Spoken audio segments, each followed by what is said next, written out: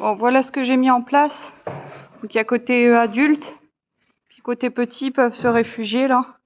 Faut que je barricade parce que, enfin, j'ai barricadé mais j'ai pas fixé, donc je l'ai fixé les deux petits là, les deux petites barrières, et puis comme ça, s'ils veulent rester un peu tranquilles sans la maman et que la maman ça la stresse pas trop, parce que des fois les mères elles ont envie d'être tranquilles et c'est pour ça qu'elles chassent les jeunes.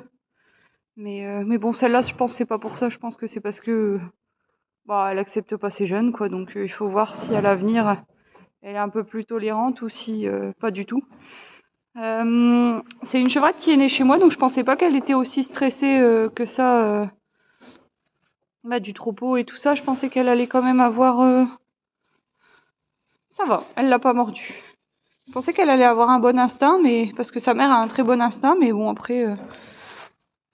c'est souvent les chèvres stressées, les chèvres soumises qui acceptent pas leurs jeunes, quoi. J'en ai une qui est comme ça, qui est tellement stressée qu'elle accepte pas ses jeunes. Putain, ça chie déjà. Ok, bon, c'est pas très grave. Ouais, et donc du coup, vous voyez là, ces deux soumises là.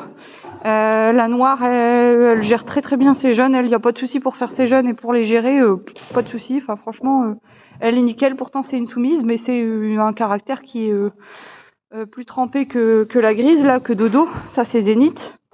Zénith, c'est une petite caïd, quoi. C'est une soumise, mais elle a un caractère qui est assez trempé. Et sauf que elle a pas un gros gabarit, et puis disons que elle se fait pas mal chasser, surtout quand elle était jeune, donc du coup elle a conservé une place de soumise, mais sinon elle a quand même un bon caractère. Alors que celle-là, c'est un caractère qui est pas affirmé du tout, donc qui s'écrase très très facilement, qui veut pas chercher l'embrouille en plus de ça, contrairement à Zénith.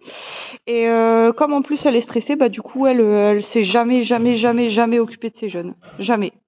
Donc cette année on verra, mais je pense pas, donc je vais voir. Et elle, en fait, bien souvent elle tape tout de suite sur sa jeune quand elle sort de son ventre, donc en général c'est pareil, hein, je la sèche et puis j'essaye de la mettre sous le pied en attachant Dodo, et puis je la mets dans la nurserie au chaud, et puis je fais ça pendant quelques jours, et puis après au biberon, quoi. Donc voilà. Donc là vous voyez deux soumises de caractères différents, et donc du coup de comportements différents. Donc mais je pensais pas que l'autre elle allait me faire ça, mais bon c'est tout, hein, on apprend à les connaître, hein, les nénettes. Donc voilà, quoi. Allez, je vais détacher.